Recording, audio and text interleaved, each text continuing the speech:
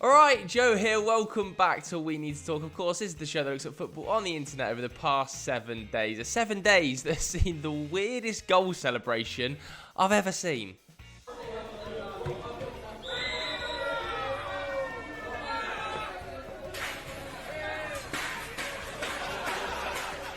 Mika Richards getting pulled up on some pretty shocking shoes. It was pointing out the lockdown purchase of the shoes.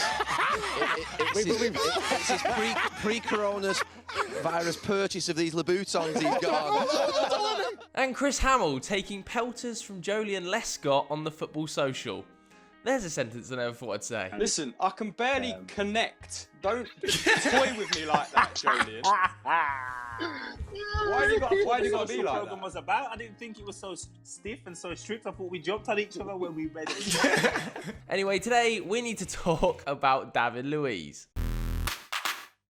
Football is back. Talking points are back. And David Luiz and his comedy footballing ability is back as well. I'm sure everybody by now has seen his performance against Manchester City. If you haven't, then where have you been? If for some bizarre reason you did miss it, David Luiz played 26 minutes, 1 error leading to a goal, 1 penalty given away, 1 red card. And people around the world were either laughing if you're neutral or raging if you're an Arsenal fan. As I mentioned, the football social was back. Julian Lescott just couldn't believe it. David Luiz made Is it a beautiful ball? horrendous It's a mistake. ball in a dangerous area, but for David, he's got to control that. He's got to. Oh, That's so Yeah, poor. you've That's got so poor. Arsenal Fan TV was back to its best.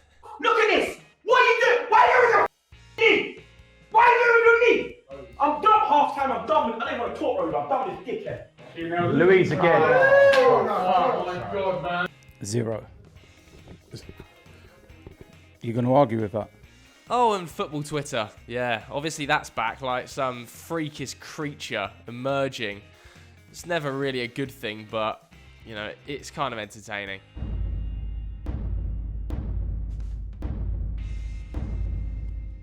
So as you can see, his performance was pretty much a comedic disaster at this stage, but there is a wider story about David Luiz and Arsenal because that could well have been his last game in an Arsenal shirt.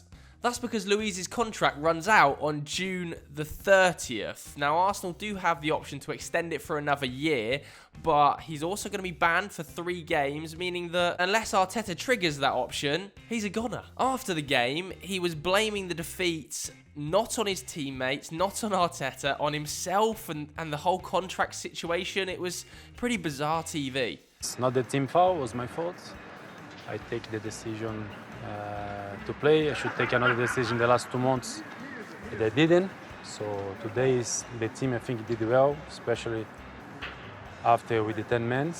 The coach is amazing, all the players did amazing. It's just my fault.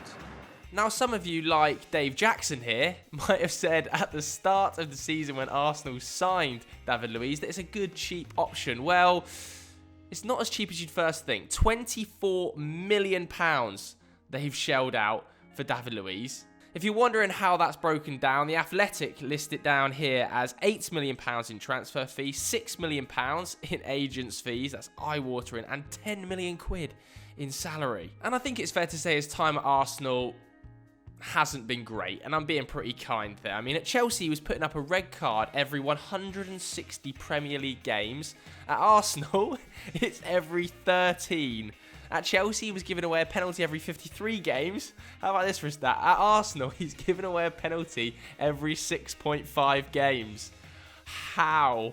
But is he going to sign a new deal, and will he play again this season? Well, it's looking increasingly unlikely, despite Mikel Arteta earlier in the season, you know, claiming that Luiz, he wants him to stay at the club because he sees him as a role model and a leader. Even after the game against Manchester City, he was persisting with that thought path, wasn't he? Saying that he thinks that game hasn't changed his mind at all. But my opinion on David doesn't change. The moment I joined, what he's done for the team, what he's done for me, it won't change because he had a difficult performance tonight.